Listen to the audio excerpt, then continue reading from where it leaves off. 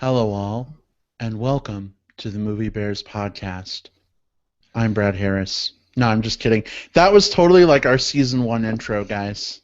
That was our NPR intro. You could have done it a little deeper, a little bit more like this, and used NPR voice. Yeah, that'd be nice. That's pretty true, but I think that might make me hungry for a dusty muffin, perhaps. Or those, Now I've just got to work on my vocal fry, and some of then those be ready to go. Some of those delicious sweaty balls. Oh, I have not had them, but I hear they're pretty good. They're yummy. They're yummy. Very yummy. I read it in a book once, back in 1984. I was sitting at a little cafe, actually, a tapas cafe, and I couldn't believe when I heard that term come out of her mouth. Mm. Oh my god! So you heard sweaty balls come out of her mouth, huh? It popped right out of her mouth onto the tapas. That sounds oddly appetizing. All right. There's like one There's like one listener like, no guys, don't stop. Wrong Don't podcast.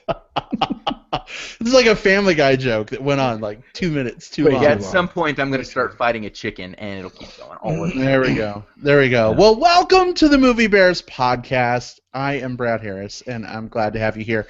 I know my phenomenal co-hosts are glad to have you here, too. My hunky, hairy, huggable homos, Jim Pliafico, of course, is here. Welcome, Jim. Thank you, and welcome to the podcast, everyone. And, of course, Will Lindis is with us as well. Welcome, Will. Hey there, boys and girls. If you weren't scared off by our intro, I'm glad to have you here with us now. You know what's really funny? Our one listener totally bailed on us. I just saw it. Yeah. It happens. Yeah. He'll be Probably back. was really confused about what was going on, but anyway. There's not a movie or bears happening here. It's just like sweaty balls. What the hell is this?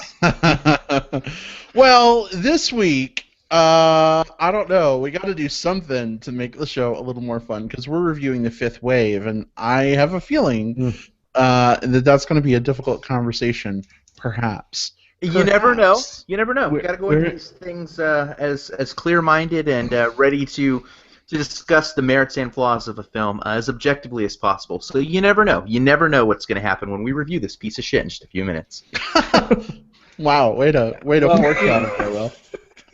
We're in that January time where we're dealing with January movies, so it's either talk about one of those January movies or rehash stuff that happened last year, or talk about awards, which, we'll get to that probably, but I don't want to talk about awards for 4 shows in a row. We still got another 4 we get- weeks and change until the Oscars. Like that's true. one episode and probably a post-Oscar show too. But yeah, we have to talk about movies between here and there. And really, the only thing we have to review are the new things that get pushed off until January. Or I guess there's a few of the other things that kind of trickle out. The things that the December releases that are actually January releases if you don't live in New York, LA, that sort of thing. So, right. But still, we do have a certain avenue that we have to stay in here. It's gonna pick right up again. Before you know it, we'll be, I was actually looking at the release calendar, and there's some potentially decent movies coming out at the beginning of February, all the way through spring. So if there's something. So yeah. And then, of course, we'll probably squeeze some Oscar talk in, depending, whether you put stock in the Oscars or not. And yeah, we kind of like to do that. Yes, we do. But before we get to reviewing The Fifth Wave, we actually are going to follow up on a discussion that we were having last week. You may remember that we had kind of talked about Stan Lee teasing this idea of like the Avengers and the Star Wars universe crossing because, of course, Disney and Marvel sort of have access to both properties now. And so we sort of gave some homework. And that homework was basically a setup of if Captain America and Kylo Ren got into a battle, who would win? Now, at first we were kind of like, funny, haha, we're not actually going to do this, we're just pretending. But then we started getting responses from you guys, and we were like, hey, this is a thing now, all right. So we did a Twitter poll where 60% of you guys, 60%, we have Twitter polls. How is your Twitter poll. How's your Twitter poll doing? Twitter polls and sweaty balls. All right, this is where we're at. My Twitter poll is trending. Nice. Anyway, 60% of you guys said that Kylo Ren would win, but on our Facebook poll, feedback was much more heavily inclined towards Captain America, and we had a couple listeners who took some time to send us some pretty weighty comments here about why they thought how they did. So we're kind of going to go through that, and then we're going to weigh in at the end here. But Will, why don't you take one of our comments here and give us a little package? Absolutely, I'd be happy to. So we've got John from Coppers Cove, Texas. He tackled the problem of Captain America's shield versus Kylo Ren's lightsaber, because that's kind of one of the cruxes of this argument, like who's got the better piece of equipment. Ha ha. So he writes, a lightsaber would be unable to cut through Captain America's shield. I can back this up because of two words: Mandalorian iron. He did some research on Wikipedia, which is the Wikipedia for Star Wars things, and one of the entries he found there on the Mandalorian iron, which is also called Beskar, it's known to be one of the toughest metals known to science in the Star Wars universe. It's cherished for its incredible strength and its durability. Beskar was notable for being able to withstand blows from even a lightsaber, and was commonly thought to be nearly indestructible, making it more prized than Durasteel or Cortosis, which I'm guessing are other Star Wars metals. So he concludes, it's fair to compare Mandalorian iron to something like adamantium, and considering that Captain America's shield is even tougher than that, it could easily block a lightsaber without even a scratch. Damn good research. So is Mandalorian iron a component in Valerian steel? That's what I want to know. Valerian steel. This Mandalorian iron is sounds like it's steeped in some kind of comic lore. Well, it's actually from a lot of the Star Wars novels and comics as well, but Boba Fett's armor was made from this Beskar material. In fact, the armor suit itself is called Beskar Gam, and so it's been around in the books for like 20 years. And you said books. Which books? Just the Star Wars Expanded Universe novels, which are now no longer considered canon. So my question is, does Beskar really exist? Yeah, that's a good point. I would imagine, for the sake of argument and kind of barring anything else, anything contrary, I think it's fair enough to use for this argument. All right, I'll go with that. Yeah, but he said that Captain America's shield is made out of Mandalorian iron, right? No. So the Mandalorian iron is supposed to be like the super rare, super strong material. In the Marvel universe, the equivalent to that is this thing called adamantium, and Captain America's shield is made of something even more strong than that. Like, it's able to withstand like blows from gods and stuff like that. So that's his comparison in his argument, and I buy it. I think the idea is if it can withstand a blow from Thor's hammer, then a lightsaber shouldn't be able to scratch it. Gotcha. Yeah. Okay. Fair enough. Right. Well, Jim, I believe you have a comment to go through. Yeah, as well. I have something from our listener, our dear listener and friend, dear friend Felipe, who this question was basically tailored for, I guess. He kind of agreed with the idea that the shield would beat a lightsaber, and he came up with also, not only that, but he came up with some creative fight choreography, which I am going to read for you now. Read dramatically. About the fight I'm between. excited. I'll try. And it's the fight between Captain America and Kylo Ren. He says the fight would be very mobile. It would cover quite a bit of ground. Cap's focus would be to use his shield to keep Kylo's attention on it instead of him. Cap would move Kylo around while trying to think of a way to get close enough to make this a hand-to-hand fight.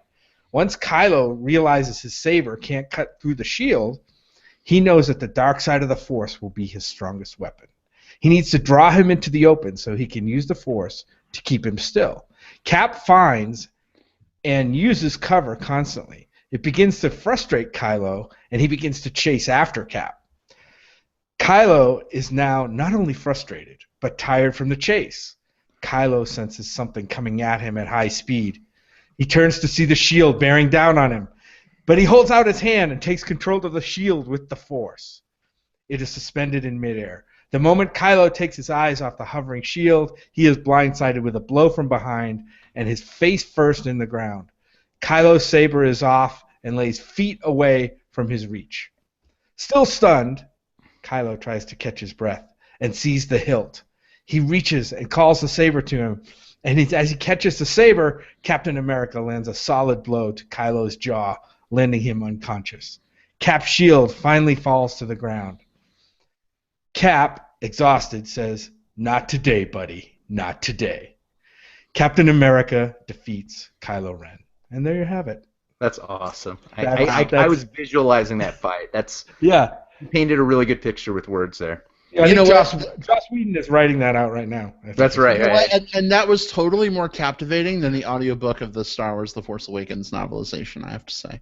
I should like start a moonlighting job doing,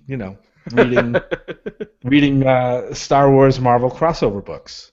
I'm sure there's plenty of Star Wars Marvel fan fiction out there to keep you occupied. Movie Bears podcast audiobooks coming your way.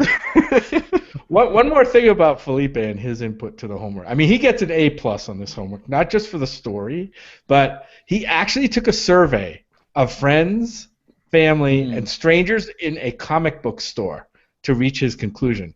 He said that out of 100 people asked who would win a fight between Captain America and Kylo, with the one stipulation that Kylo's lightsaber could not cut through the shield, he said 87 people said Captain America would win. Which so there you go. So that's more in line with our some of our results, Brad. From was it Facebook? Facebook results? Was more heavily in line with Captain America. Yeah. Yeah. He also says that like Kylo's lack of training and immaturity against a seasoned a battle-seasoned soldier would be a big factor, which is true. I mean, if you think about it, at least from the Kylo we know now, he's he's kind of rough around the edges. He's still got a bit of refinement to go if he's going to be, realize his full dark side potential. Right. All right. Well, I'm going to read a comment that is in favor of the other way because I feel like Captain America is getting too much of the love here. So I've got a comment from our good friend Cody Yama from Phoenix, Arizona, who sides with Kylo Ren. And Cody writes, Kylo. He froze a fucking blaster bolt mid-air. Spoiler warning for Star Wars The Force Awakens. So Cap throws his shield. The shield gets frozen in midair. Kylo freezes Cap. Cap goes splat. And I have to say, this has been my argument all along. Felipe, and I definitely love where you came from, and the other comment as well. Will, you said that was from John, is that right? That's right. Yeah. So I see where you guys are coming from, but Cody, I gotta agree with you here. Untrained or not, Kylo Ren is just gonna fucking reach out and freeze him in midair and slice his head off and be done with it. I don't think he's gonna mess around with some stupid guy running around in spandex with a shield. He's just gonna end it. He's gonna end it. Matt, the radar technician, does not screw around. No, I guess he doesn't, huh? No. So that's right. So Brad, you side on the you're on the Kylo Ren side of things. I am totally on the Twitter /Cody /Kylo Ren /Matt the radar technician side of things. Absolutely. Jim, where do you fall?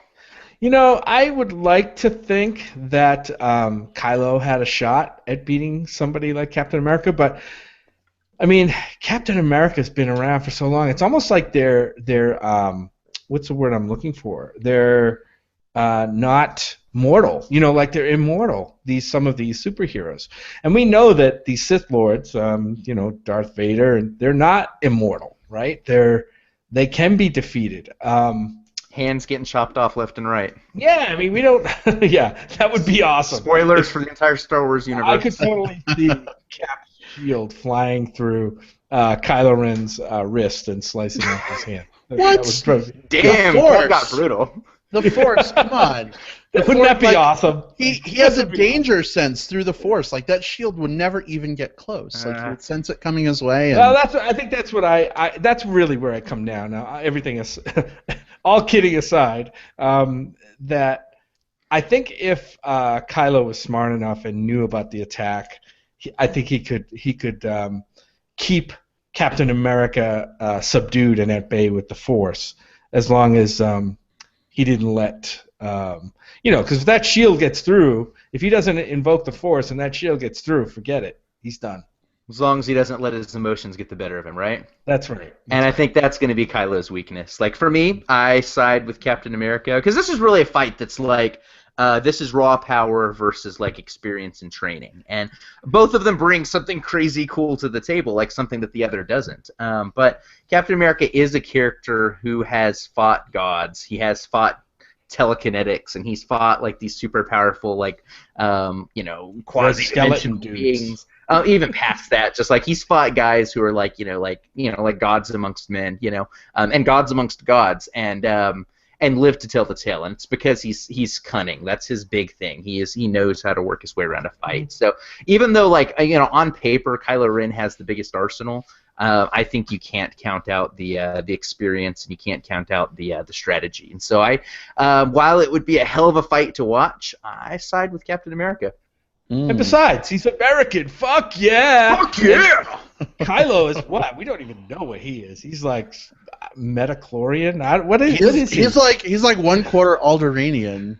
Yeah, he's Alderaanian. This is also based on Kylo Ren as we know him now. To be fair, we're only one movie into Kylo Ren's experience. So we get through a full trilogy, and let's say and we don't know yet, but let's say he completes a growth arc where he becomes a more powerful, more subdued character who's in control of his emotions and is able to navigate a battlefield more effectively. My decision totally changes. That's the one other thing that Captain America has under his belt is we have more of a wealth of knowledge of what he can do, whereas all we have is like young Kylo kind of learning the ropes. So let me ask this: would it change things if the question was, what if Captain America faced off against Darth Vader?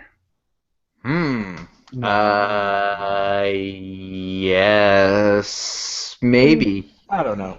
Well, because that's a whole other question. It's a whole other question, but when we're talking about Darth Vader, we're counting the fact that this is a guy who when he was Brad, I know you're a fan of the Clone Wars, the animated series. This is a guy who has when he was a young man, like commanded like an intergalactic fleet. So that changes the conversation quite a bit. Don't know 100% who I'd side with there, but I think that does tip the scales quite a bit. So here's the thing. Given the lopsidedness on Twitter and the lopsidedness on Facebook, guys, I think we kind of come out in the middle. Yeah. I don't know that we have a clear winner, actually. I think that is a very fair, non-committal approach that I'm very happy with siding with. The question is whether we'll see. I don't know if we'd ever see anything quite as crossovery as this battle, but it'll be interesting to see if we do somewhere down the line get some kind of little bits of crossover between these movie universes. They start mentioning something Star Warsy in a Marvel movie, or they, or the other way around. In a Star Wars movie, you start to hear something about, that falls into normally is associated with the Marvel world. Yeah, I don't think we'll ever see that. I think the most we'll ever see in the movies, because these are big cash cows for Disney, and they're not going to do anything that will upset their bottom line. And by keeping them as two separate franchises that they can keep churning out movies with, it lets them keep making a lot of money. So there's probably, you can always see, there's maybe going to be a Star Wars poster on some kid's wall in one of the movies, but I think that's the closest we're going to get. But Marvel also has comic books, and they make Star Wars comic books. And if they're going to play around with anything, I can totally see it happening there. Kind of like a side story or like a what if type thing. Mm-hmm. Yep, definitely.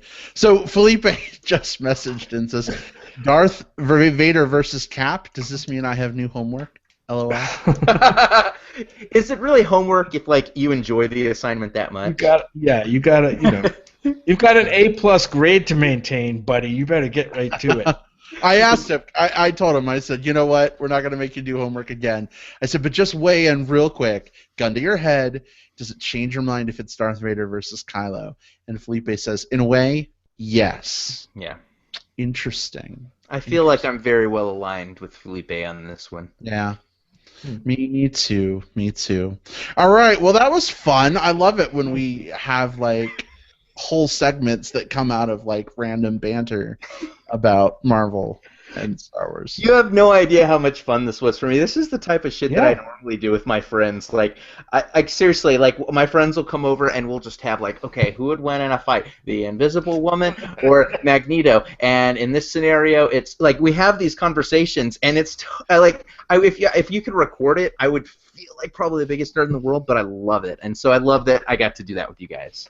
Well, there's so much of that in the comic books, right? A lot of them are built directly on those questions, right? Mm-hmm. Who would win in a fight if these two characters were at odds and came together in a battle? You know, I mean, that's what the comic book world is about, and you guys are steeped in that. So no, we're gonna see it. Like, I mean, when the first time that we see Batman and Superman in a movie together, it's not like you know, obviously they're probably gonna team up at some point, but it's all steeped in the like Batman versus Superman. Like that's the way everything's being trailered and marketing, because that is the culture that we live in. Like when our superheroes meet, they fight first and then figure out who the bad guy is. That's true. That's true. Usually it's neither one of them.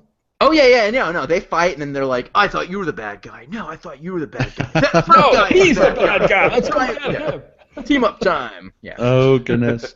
Hey, we just got another live comment from our friend Sam in Kansas, who went to see Star Wars for the third time today. Said it still gives him chills. But he says he just tuned in and apparently is missing something. He says, why is William not in the closet? That's right. Yeah. Normally I have the closet right behind me with all of these movie posters and stuff, and that wall is still up. I've been on camera a lot. Yeah. Hey, a look inside Will's life. I've been on camera a lot for work lately. Doing a lot of new training and new webinars and stuff like that. And I figured, well, I'm just going to have a very neutral blank space behind me for a little bit for work, and that's transitioned into the podcast too, since I'd have to rearrange my office back and forth just for the show, and not moving the desk just for a 90-minute podcast. You know what? I got to say, I do training for a living as well, virtual training, so I'm always on camera. But I'm lucky to work for a company. They don't care. You can't see it because it's against the other wall, but my background is a giant TARDIS cutout. And it's great. It's a great conversation piece. I feel lucky to be able to have my geekiness like at work with me at all times. But I do miss your closet. Well, I miss your little Funko Pop figures. Yeah, I normally have all of that there, even for work. Like because we are kind of a more light. Liberal, and I don't mean politically, like company in terms of those things, but at the same time we work with a lot of veterinarians, and they have a very wide range of like educational and professional backgrounds. Yeah. I figure if I keep it very neutral, then people can project whatever they want back there, That's pretty true. That's Will's green screen. Yeah. I honestly thought about getting a green screen at one point and playing around with it, and then oh my gosh, Will, you should activate like the Google like effects thing, and then turn on one of the background like scene filters. You have such a neutral background that would be like. Oh, I bet it would work out really well. Like it's like, oh, he actually does look like he's against a brick wall, or right. The beach. Totally do the beach. I'll do Venice. Check it out, guys. I'm a floating head from Venice. Yeah. Wow. There's something. He's the Italian Aladdin. I can show you the world. Apparently, the white wall and my black shirt are very similar to Google Effects. Apparently. Purple Mountain's Majesty, what?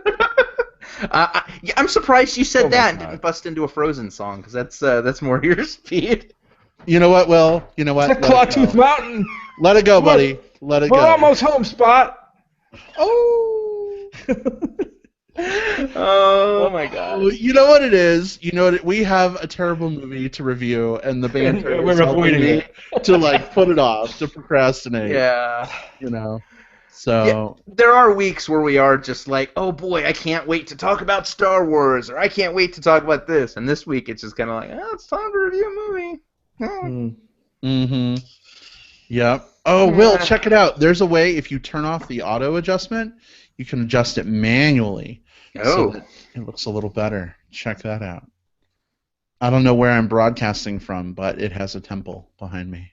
Looks like Athens or something. This is Sparta! Oh, I'm just nice, gonna- Will. Nice. All right. We're gonna stop fucking around with Google. Yeah. Effects. We have a movie to review, Yeah, so we it's probably really fun on the recorded show to listen to that. On the Well, you know what? Here's the thing. Love in my heart for our iTunes and Stitcher Radio and website listeners, but you're only getting like one dimension of the show listening that way. Yeah, so but there's 104 of them than there are. Well, I know this. I know this, of course. I'm just saying, you know, if you ever want to go back, watch the show. There's some value add there. There's some listeners like, oh boy, I can't wait to watch three dudes like play around with free Google effects. Mm-hmm. Hey, you know what? There's lots of guys in our listener base that would love to watch us on camera playing around with different filters. Oh. Our community loves filters. Dreamscope, what? They also love cams. That's pretty true. Here's my Dreamscope, guys. Yeah. Anyway. All right. So, shall we get to our movie of the week? What do we think? Yeah, it's time. We've put it off long enough. We've delayed the inevitable. Let's just dive into it. All right, Jim, are you ready? I'm ready. All right. So if you have watched the show or listened to the show before, you're already familiar with our format. But if this is your first time, A, welcome. Glad to have you. And B, we're going to give you our spoiler-free thoughts on The Fifth Wave and whether we think you should see it before we get into our full-on super spoilery review. So just because we're going to start the review section does not mean you have to jump off if you've not seen the movie yet. All right, so here we go, our discussion of The Fifth Wave.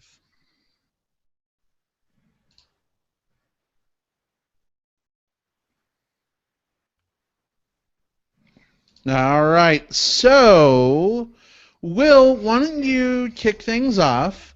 Tell us a little bit about this movie, about the specialist special of special, whether you think people should see it, and yeah, kick it off for us. Okay, yeah, so The Fifth Wave. The first thing, and Brad, you were definitely alluding to this, this is a young adult series. It kind of falls in the science fiction, thriller, young adult, adventure genre, and we've seen quite a few films in this genre in the past. Things like, very notably, like The Maze Runner and Divergent and The Hunger Games and things along those lines. So in this story, we've got our lead, and it's played by Chloe Grace Moretz. She's this girl named Cassie. And in Cassie's world, aliens have landed on Earth. And through 4 increasingly devastating waves, they've crippled the Earth. Now Cassie is left on her own, using only her wits and some help from some allies to try to save her younger brother from a plight that's befallen him. Yeah, it was me kind of navigating that very carefully. Cool, thanks.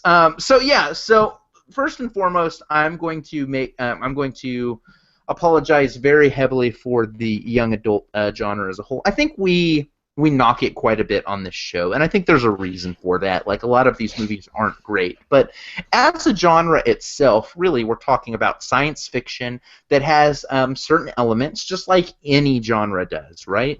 And some of these include like anti-authority, kind of standing out, being your own person, kind of navigating what a young person might navigate, which is like complex feelings of emotion and love from multiple people. These are things that, when handled properly, can actually work out okay. The problem with a lot of these films, and the problem with the Fifth Wave, is they don't handle them remarkably well.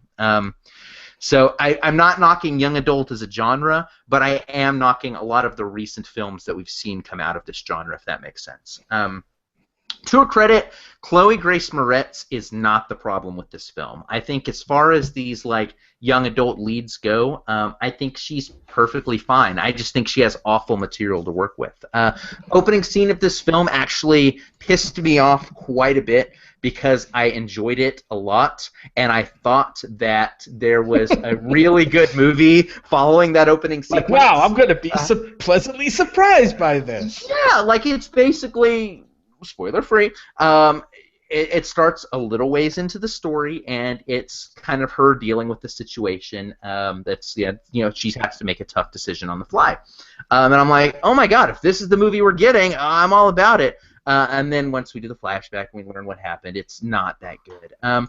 The stuff that's really bad is the stuff that gets super anti-authority. There is a character played here by Liv Schreiber who I enjoy as an actor. I did not enjoy him here. Not him himself. I think he's a fine actor.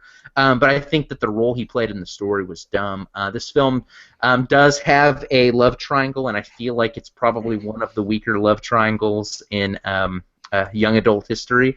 In fact, so much so that it really could have been left on the cutting room floor. There's some supporting characters that I absolutely hated. But again, just like with all of young adult, the premise to this film, like on paper, sounds really interesting. 5 waves of alien attacks, each one more devastating than the last. I was buying into this for a little bit there. Once we kind of learn what those waves are, it's dumb. We'll talk about it in spoilers, but this is probably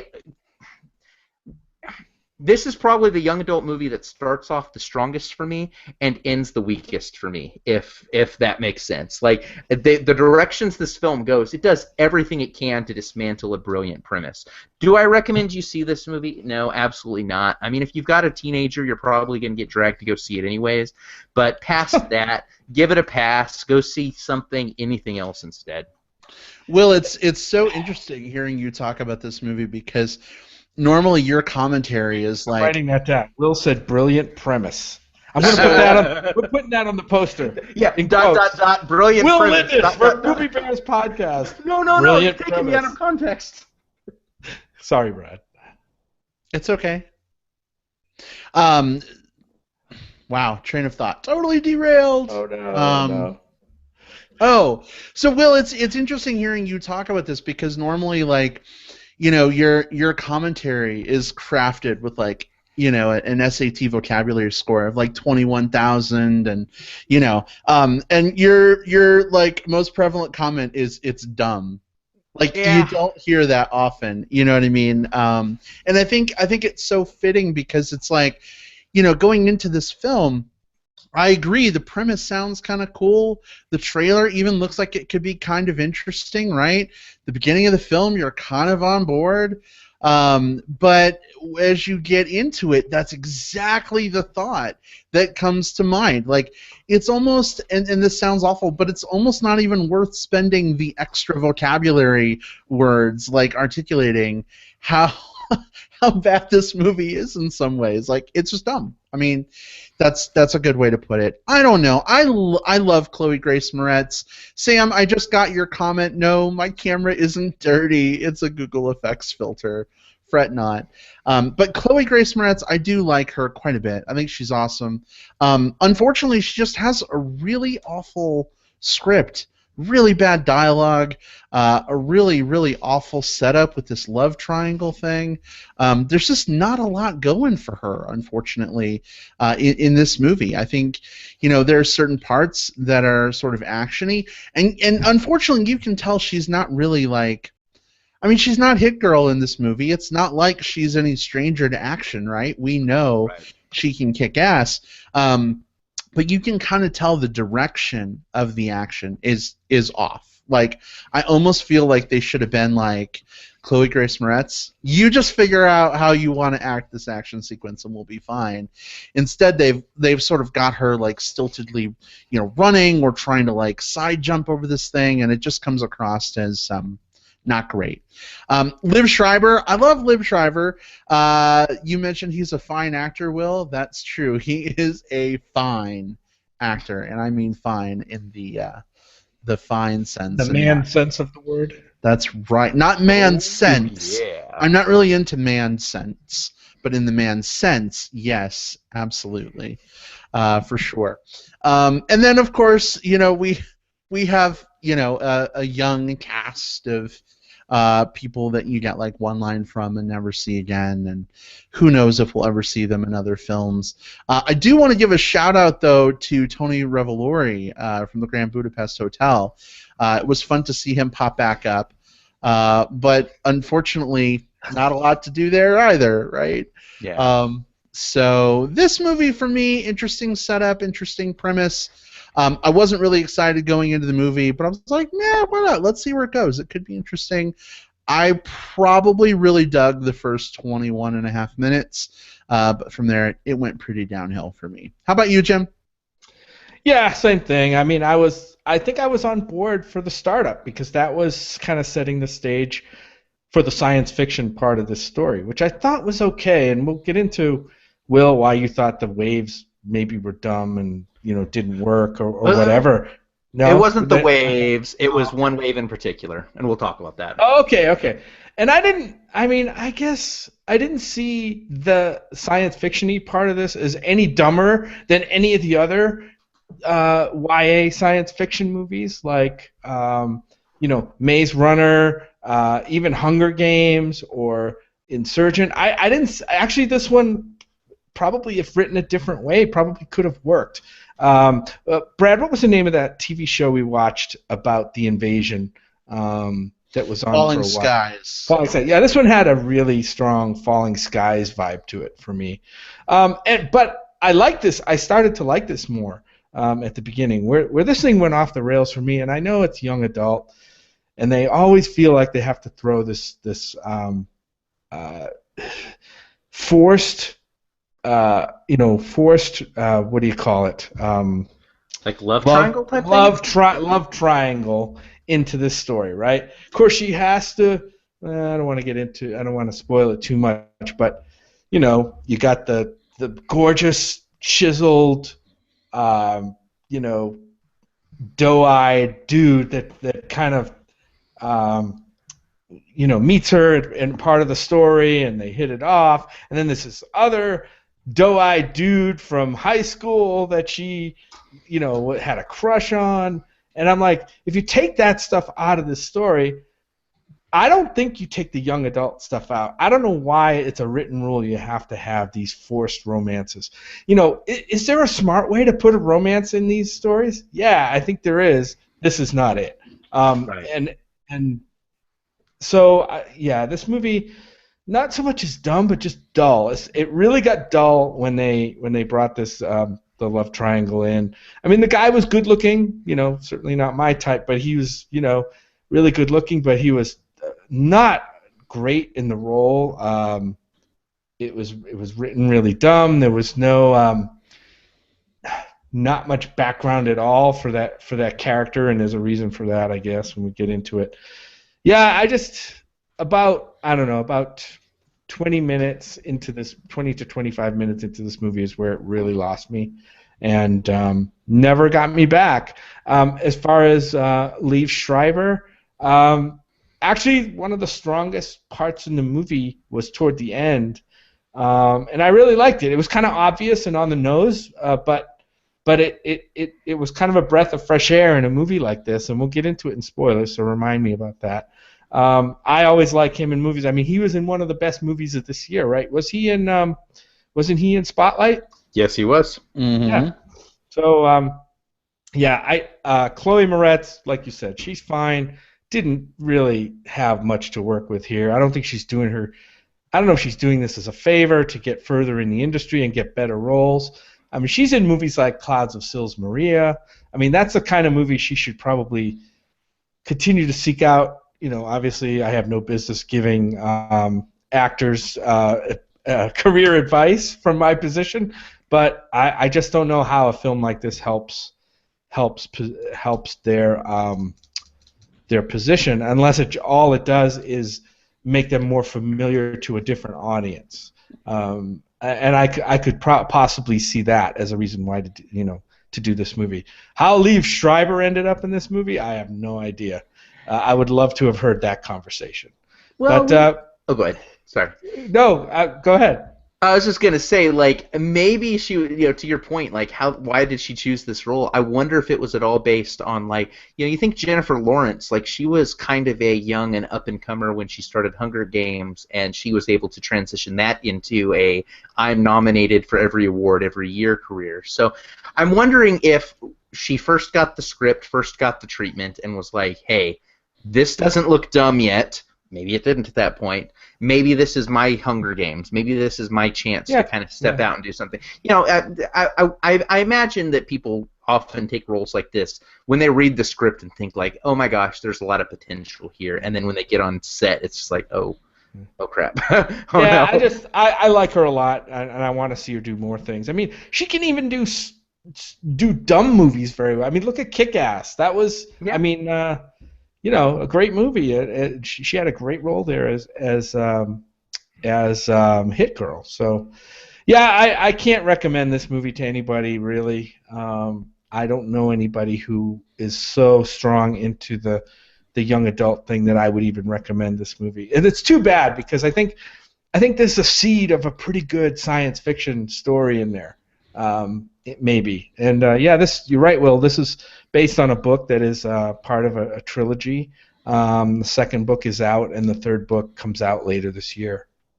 So I don't know if we'll have to see what this movie was made for. It was interesting because this movie had a ton of special effects, like at the beginning of the movie, and not to spoil what they are, but a ton of special effects at the beginning, a ton of special effects kind of at the end, and like nothing in between. And that's where this movie lost it. You can tell they were cutting budget at some point, right? Yeah, definitely. So I think the main crux of our thoughts then is pretty much that the fifth wave is dumb. Yeah, maybe not on paper, but definitely in execution. I even had to put a little image together just for that. Maybe it'll be our artwork for this week. No, this can't be our artwork this week because then we'll tune in and listen. If they don't legitimately know if the fifth wave is going to be dumb, people know. So here's the thing. I think people in general like to hear talk of bad movies sometimes. So you never know. Should I be more like? Should I spit more vitriol like during the next segment? Will that help us with ratings? I think it probably would. Yeah. I mean, never mind. I'm not gonna make. I gotta say though, that's not fun for me. Like to take a movie like this, it's kind of like shooting fish in a barrel. This movie is like that bad. Like, there's so much wrong with this movie. It doesn't really make me feel any better to trash a movie like this. So. And I guess go ahead, Brad. I was just going to say, and here's the thing. I mean, this is the problem that we keep running into is you have these interesting premises, right? You have these cool setups where it's like, you know what? I could see this being really interesting. But I think the problem is that I don't know if the focus is on too much of the romance or if it's on too much of the Mary Sue, but it all just sort of comes out feeling samey-same in the end, right? Like, we were kind of joking earlier in our Facebook thread, like, what if you were to blur, like, all of these movies together? Like, if you put Hunger Games in with Insurgent, in with The Maze Runner, and with The Giver, like, how crazy would it be? Because everything would be the same. Like, I don't know. It's unfortunate. One of the things that we kind of were joking about earlier, and it's true, I think if we were to cross the stuff together, like if we were to have like an Avenger-style crossover of all of these different young adult genres, I would almost be more interested in it because it would be dramatically different than the type of things that we normally get. Like, we would get a chance, like, what happens when our specialist snowflake lead girl isn't the only specialist Snowflake League girl. Like at that point, like I think we would have more character traits. We'd probably have to cut out a bunch of the stupid love triangles to make these things work. So I would almost prefer an Avengers style crossover of all these different girls than just their individual properties. Would they like fight all Hunger Games style over who gets to make the stirring speeches? No, there would be some giant authority figure who because adults are bad. That's the thing. Like you have to remember this genre, adults are bad. And they would all be like, "No, you don't understand. I'm the only one who can stop the adults." And I think you're right. They would just bicker over who would be. Yeah, who would get to shoot that arrow or shoot that bow or what? Yeah, or shoot that bullet, whatever it happens to be. Yeah. I can see it now. The poster, it's a Charlie's Angels thing, right? with like Katniss on one side, like Cassie in the middle, and what's her name, Triss from the other movie. Yeah, and they, of course, their authority figure is invisible. You know what I mean? Like all you get is a voice. Oh yeah. Oh, you know what? I actually the fifth wave is coming. Get ready. No. The authority figure, their villain, right? It's the Council of Spurned Romances. Like all of the guys that weren't chosen in their individual franchise have now become an authority figure council ruling over their nation or whatever it is, and they have to go up against their old boyfriends. Yes. That would be awesome. I would so totally see that movie. It could be like PETA could be their leader. Yes. No, PETA was I guess it would be Gale would be their leader. No, because that's the sudden like twist. Oh gosh, gotcha. Yes. What's interesting about the romance thing here is that, and I don't know if it technically counts as a young adult, but I feel like it's close enough that it counts. Like romance can work in these things if it's crafted properly and if it's used in the right film. Think about a movie like Warm Bodies, right? I don't know if that's technically young adult, but it feels like it is. And that romance was interesting because the film was more about that, and then the other stuff was secondary. These other films are action thrillers first, and so the romances end up being so shoehorned that they don't really pay off. They're just really padding, right? Mm-hmm. Yep. Yeah, we'll get into that more in spoilers. How that was set up poorly. Here's the thing. I don't think we're going to have a ton to talk about in spoilers, but I think we should have at least a few minutes of it. Yes. I have at least one thing that I have to talk about the fifth wave. All right. So spoilers, officially fair game. You've been warned. Jim, we'll start with you because you were kind of segueing in a little bit. Go for it. Yeah. It's like the romance here. I mean, you have the same kind of tropes.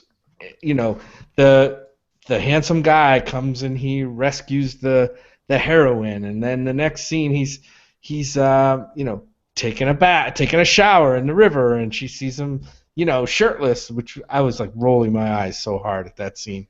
He's standing there in the river, and he's buff, and he's, like I said, he's handsome and adorable, but man, and by the way, the army is not the army. My God, they're actually the bad guys. What's going on? Oh my You'd God. never guess that the army is really the bad guys, like which you knew from like before the Jeep even appeared on the road. You knew what was coming. Just stuff like that. That you're right, Will. That kind of makes this movie a little bit dumb. What is the wave that you're talking about that you said was really stupid? So.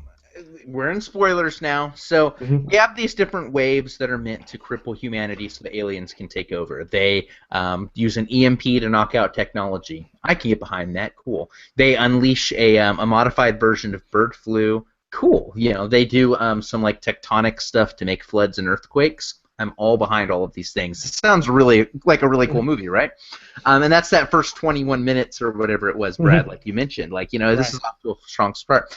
So they're all throughout the movie, they're worried, what's the fifth wave? The fifth wave's coming. What's the fifth wave? Fifth wave's going to be here any moment. And it turns out that the child soldiers who are have been taken and given these little implants so they can basically hunt other humans. And they're given these special glasses so that they can see aliens, kind of they live style. Turns out the fifth wave is the children are being used to murder the other humans. And it feels very... That was the part that I thought was really fucking dumb. Like, the aliens are taking the form of these soldiers who... Remember what they... Think about the scene they have earlier in the movie, right? They have a scene where the aliens, disguised as soldiers, pull up to this community and say, hey, adults, we need all of you over here. Kids, we need all of you over here. Okay, great. And they just kill everyone. That could be the fifth wave, pretending to be the military and using that influence and that authority to just kind of wipe through humans because we have this like desire and this need to like kowtow and like submit to like a stronger like force when in times of crisis. That could be the fifth wave, you know. But instead, you know, oh, it's secretly the children. We've got to use the children to hunt the adults. That only serves the purpose of setting up the children versus adults storyline. It doesn't make sense. I can't think of any like maybe if you read the books, like it's expounded on more. But I rolled my eyes so fucking hard. I had to go home and take some Motrin afterwards. Like it was like, you know, it was painful how much that one hurt me. Not to say that was the only dumb thing in the movie, but it was the dumbest thing. I think right up there with it was the love triangle. I think both of the two male leads that we have in this movie were very... Again, I don't know if it's the material, I don't know if it's the actors, I don't know what it is, but both Zombie, her high school flame, and then Evan, the alien sleeper cell who's turned into a real human being because of Cassie's magical vagina. Like, both of them are very... Wow. Well, seriously, it's like... I was going to kill all the humans, but then I saw you and slept with you, and now I know you're good. Human. Yeah, it's like, you know, there's no believable setup to that. It's just like, really, if another pretty girl had walked by, would that, like, is he that shallow? And if that's the case, if it's just like, if it's that much shallowness, like, why are we celebrating it as this like true romance when it's really just lust at first sight? So I really had a problem with the doe-eyed boys in this. I don't think they worked here. I think they actually work better in Divergent or Hunger Games than they work here. You know, take that for what it's worth. Yeah,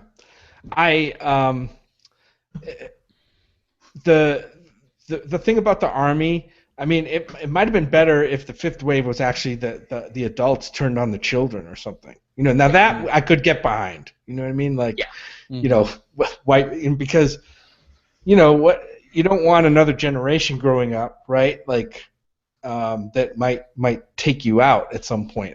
There was no kind of explanation of the big plan, like what was going on, other than we want to take over the world. How are they going to do it? I mean, they're going to have these kids like kill off all the other humans, and then what? I don't know. Yeah, in fact, you just kind of gave me another idea of why this is dumb. Like, basically, the aliens' plan is to come to Earth, kill a bunch of people, and then train the survivors to be like elite killing machines. Like, that seems like the last thing I would want to do if I was taking over an area, is like make the only people that are really bad at like fighting really good at fighting. Like, that seems like a really counterintuitive idea. Yeah. Plus they had them fooled with just a simple trick of like looking through a freaking like heads-up display to make people green. Like, they weren't going to figure that out eventually. I mean, it's kind of stupid.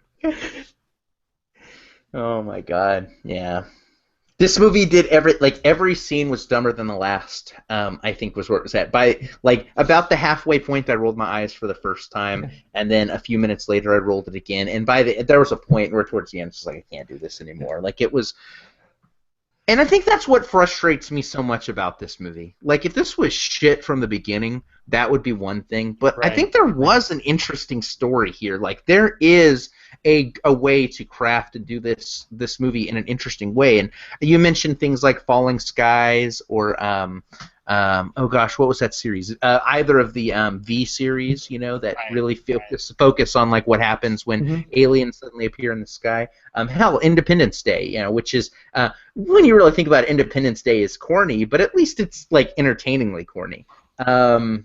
I don't know. This movie took Rick a really interesting premise, slowly dismantled it over the course of the film. Every scene worse than the last, to the point where something that I could have enjoyed and something I could have wanted to see more of ended up being. I mean, it's my least favorite movie of the year for what it's worth. 3 weeks into the year. Yeah. Yeah, It's a long way to go. It's so rough because like I said, this movie had a great setup, and honestly, as like irritated as I am with The Walking Dead a little bit lately, like I think if this movie had been all like Cassie by herself, like navigating this post-alien takeover world, like none of her super awesome sexy boyfriends, none of her having to go get her brother. Just her in this world alone now, trying to figure out like what the hell to do, how to survive. Like that would have been so much more interesting to me than what we got here. But of course, we don't get the movie that we want to make in our heads. We get the one that Hollywood gives us, and it's just unfortunate for Chloe Grace Moretz because she really doesn't have a lot going on for her right now, right? She's had maybe like one good film in the last couple of years, and I feel like this takes her even further away, right, from the direction I think ultimately she wants to go. I don't think this is going to spin off into like a multi-billion-dollar action franchise to make her a name on par with Jayla. I just don't think it's going to happen. I'm sure we'll get a sequel to this film because, I'm sure we will, but I don't know that I'll be there to see it. Yeah. She had Clouds of Sils Maria, which I still have to see, but I've heard really good things about that. Brilliant. And she's good in it, yeah. I mean, she's going to be in the new Neighbors 2 movie. She's the head of the new sorority. And I'm okay with that. Like the first one, we had fun with, I think an actor can get away with being a little goofy in a goofy comedy movie, that's I think that's you can kind of give a little bit of a pass there, as long as that's not the only thing they do, Right. Then way down the road, they have her in the live action Little Mermaid. Oh, really? Is she playing Ariel? I don't know. I don't know. I mean, the character that she's cast in or has been announced as is the Little Mermaid, so I don't know if it's going to be Ariel or not. Like, I don't know what name they're going to use, but it looks like she's in a leading role. But I mean, she is someone who has been, you mentioned Clouds of Sils Maria, obviously the Kick-Ass movies, which those aren't necessarily like cerebral like masterpieces, but what they are is a lot of fun, and we enjoyed what she gave us in those movies, and that's all you have to do, entertain us. And I don't think anyone's really walking away from The Fifth Wave like, who cares if it's challenging? Who cares if it makes you think afterwards? I don't even know if people are walking away from this one being super entertained. And that's a problem. That is a huge problem. Interestingly enough, though, there is someone else in this movie I did enjoy, kind of, despite the material. There's an actress in this. Her name is Maika Monroe. She's the same girl. She was in The Guest, and she was the lead female in The Guest, and she was the lead female in It Follows. And in this movie, she played the dark-haired girl. I forget her name. The emo girl who's like, "Don't look at my ass." Yeah, Ringer. The role was dumb, but I think she performed it interestingly, and that was something. Like, it was at least something interesting on screen. Mm-hmm. I don't think it was a masterful role. Certainly, those other movies are way better. But I at least appreciated seeing her on screen. And so, to the point that you guys had made, like cut the boys out of this movie. Like, cut out the boyfriend storyline. Cut the new guy out of this. Maybe make it. Maybe leave her getting her brother. I don't think that's necessarily problematic in and of itself. I think what's problematic is that she has to have this kind of the brother is her MacGuffin, right? Yeah. But she basically, this dude who's in his 20s, right? Takes this high school girl, falls in love with her, and bangs her. Not only is that creepy, but it also feels like it robs her of her agency. From that point on, she doesn't seem to be as much of a badass as she kind of was. Well, had the potential to be. And that's exactly the point, because what does she accomplish?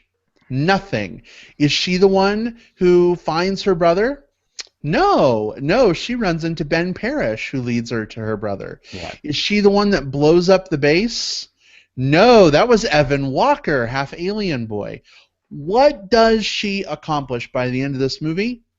Shacking up with guys who do the work for her. And that's why she's not like an amazing, badass, like Supergirl taking it to the, like she just doesn't do it herself.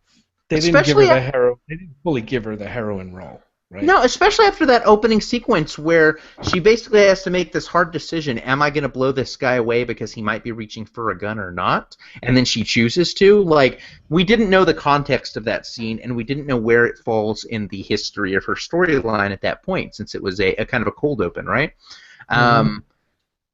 I thought we were in store for a person who was going to have to make some hard decisions and was going to be haunted by them. She wasn't stone cold when she did that, but she was at least willing to kind of do the kind of make the tough call to get through a tough scenario. Like, I thought that was the type of hero we were going to get, and we didn't.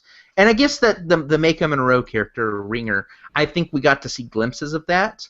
But at the same time, like, we didn't see enough of her to really do anything. Imagine if this movie was cut the two boys out of this, just make it the two lead girls in this. She runs across her at some point as kind of the representative from the military. There's no love story. There's no, like, I'm shacking up with you to do this. It's just, I'm the one who's telling this side of the story. You're the one that kind of comes from this side of the story, and I got to get my brother. And also, yay, female empowerment. I think that would have been a direction to be a more interesting story. I mean, obviously, there's a lot of rewrites to get there, but right, yeah. All right, gentlemen. Well, how do we feel about moving on to some plugs at this point? Sure, let's do it. I feel like we can close the book on that one. On the fifth wave until the next book. The sixth wave. It won't be the sixth wave. I don't know what it'll be, but no, and the seventh wave will be love. Love conquers all. It always is, right? Love will keep us together. Anyway. All right, so let's move on to some plugs. Forget about my bad singing. It didn't happen. You didn't hear it. I want to plug something called Power of Grayskull. It is a new documentary that is in the making. In fact, they have a Kickstarter going on right now that could use your community fundage. If you, like me as a kid, were a fan of He-Man and She-Ra growing up, this documentary is like an all-encompassing look, the definitive look on everything He-Man and the Masters of the Universe. I'm reading from their website, She-Ra, the live-action movie, New Adventures of He-Man. That was a terrible cartoon, but I'm glad they're covering it. The series from the 2000s and much more. They're going to be talking about the toys, the comics, the cartoons, and movies from all eras, talking to the artists, creators, etc., etc. I am so stinking stoked for this documentary. Obviously I have really enjoyed reading books on the history of He-Man, the toy line, the cartoon, etc. We really haven't had an actual documentary. There have been little featurettes and stuff that have been, released with some of the cartoon series on DVD, but this absolutely looks awesome. They've got a great sort of teaser trailer for it. Look for them on Kickstarter, Power of Grayskull. In fact, we may even be speaking with one, if not both, of the writers and directors of the documentary on next week's show. Special guest surprise! We're still firming some of that up. It may be next week, maybe another week. Cool. I don't know, but they're pretty awesome guys, and this is a project I'm super excited about. I'm glad we may get a chance to speak with them. But Jim, I know you did not grow up with He-Man, but Will, you kind of did. Are you at all interested in this doc? I am, maybe for slightly different reasons. I enjoyed He-Man growing up. I grew up with the action figures and the cartoon. Although, as I aged, there are certain things from my childhood that I cling to, and there are certain things that I kind of remember fondly, but have kind of let go. And He-Man's probably more in the latter category. Nothing against it. It's just you can only carry so many things with you into adulthood. That said, I really love Bing Bong. Bing Bong. With our bing bongs combined. You guys almost touched bing bongs right there. Hey, we just added 5 new listeners. How'd that happen? No, but I really do enjoy like kind of how the sausage is made documentaries, like things that talk about like things from pop culture and kind of how they became how they were. I mentioned on the show a few weeks back the Electric Boogaloo documentary about Canon Films, which made the really shitty He-Man movie, and it talks a little bit about why and how that came to be. So I'm actually really excited about this. It's going to remind me of some fun things from my childhood, and at the same time, I really do like to kind of see, peek behind the curtain and see how these things got to be the pop culture phenomenons that they did. Good one, Brad. Good one. Indeed, indeed. So check them out on Kickstarter. We'll put a link in our show notes as well. But Power of Grayskull, they're raising funds right now, and give them some dollars. Jim, what have you got this week? Well, we actually got to see a couple of other movies in the movie theater that were released last year. In addition to The Fifth Wave, which we just reviewed, one of them is they're both movies that we've wanting to catch up with, The Big Short and Anomalisa. But I want to talk about The Big Short. I know we didn't get to review it on this show, but we may have. Plugged it, Will. You may have plugged it earlier on in the year. Possibly. I think I might have. I enjoyed it. Yeah. Yeah. Really. I was really kind of surprised by this movie in a really good way. I mean, it's kind of one of those ensemble cast movies, similar to, kind of in the same boat as Spotlight, but a totally different energy and feel than Spotlight had. This one is about the people who got on board and kind of predicted the housing bubble collapse in the mid-2000s and the reasons for that. And it sounds like a really dry movie, but it's not. It's a really exciting kind of drag you along movie, like right from the get-go, with I thought some really great performances. I loved pretty much everybody in this movie, from Christian Bale, Steve Carell, even Brad Pitt, who had a smaller role, was just like pitch perfect in this as kind of the banking guru, kind of at the top of the food chain. Ryan Gosling, a lot of cool supporting performances too. Rafe Spall was in this. It was weird because this movie was directed by a guy named Adam McKay, who's brought us stuff like what was it, like the Weatherman? Was it the Anchorman? Anchorman 2. He's directed a bunch of Saturday Night Live stuff. Get Hard, one of the worst movies from last year, and yet he's giving us one of the movies that's really being talked about strongly for possibly Best Picture. It's been nominated for Best Picture. For an Academy Award. Not sure if it's going to win. We'll have to see. But I was really surprised. I would recommend people go out and see this in the theaters before it's gone. I think it's going to be talked about a lot more between now and Oscar time. It could be one of the dark horses for Best Picture. So get out and see it. I know it might sound a little dry on the surface, but it's really lively, really entertaining look at that situation that happened in the 2000s. You know what I want to see? I want to see the Big Short / Spotlight crossover. Yeah. Oh wow! So the Spotlight team tries to figure out why the housing crisis happened. Yep, and they have to interview the Big Short guys. Nice. This is like so much fourth wall breaking. Nice pick, Jim. Good film, definitely. Will, close us out. What do you got? Yeah, so I'm currently in the process of doing what I'm calling 45 Days of Oscars. I think I may have mentioned this in the past. But between the time that nominations happen and the time that the Oscar ceremonies happens, there's 45 days. So my goal is to see 45 movies that have been nominated for an Oscar this year, previous years, etc. Some I've seen, some I haven't, what have you. One of the theaters near my house was playing a movie that I've heard no one talking about yet, but it is up for an Oscar this year. And it's a movie called Boy and the World. It's in the animation category. I'm seriously, like, when I went to go see this movie, like, normally when you see the movie that everyone's talking about for the Oscars, like, there's at least some people in there, but it was a damn near empty theater when I saw it during its, like, only a few night run here in town. And that's disappointing. This movie has been nominated for Best Animated Feature for a reason. It's a Brazilian movie about this young boy who one day his father gets on a train and goes away to the big city, and the boy goes on this quest to try to find him. The whole thing is done dialogue-free, but with there's I guess some light dialogue, but it's not in English, so it might as well be dialogue-free for me. The movie features a lot of hand-drawn animation.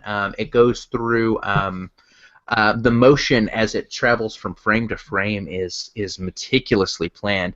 It pulls in these vibrant colors against this really interesting white backdrop with just beautiful music. And once the story kind of gets to its fever pitch towards the end, it's another one of those animated movies, and there's been a few of them this year that I'm sitting there like tearing up in the theater at. It may not open anywhere near you. I feel like I'm fortunate that it opened here in Austin when it did, but it's called The Boy in the World. Beautiful animated feature, and if nothing else, it'll probably hit like video on demand here in a few months, and when it does, you should absolutely watch it because it's great. I hope we get a chance to see it before the Oscars. That would be nice. Yes. Either at smaller independent theaters or maybe a VOD release. It would be great. Mm-hmm. Didn't we see a trailer for this?